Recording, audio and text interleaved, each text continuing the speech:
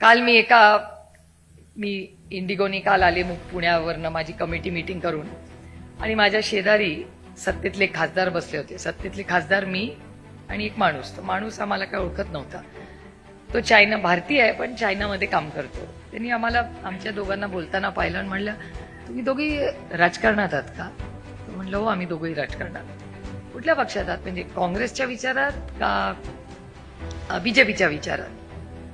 तर त्या व्यक्तीने इंग्रजीत सांगितलं एनसीपी.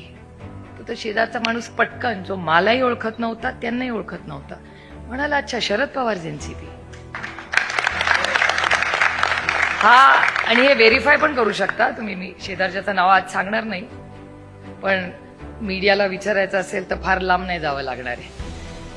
त्याच्यामुळे इट इज नॉट, हे परसेप्शन गेम नाही, हे वास्तव आहे. त्या पक्षाची स्थापना आणि 26 वर्ष ही तुमच्या सगळ्यांच्या कष्टांनी झालेली आहे.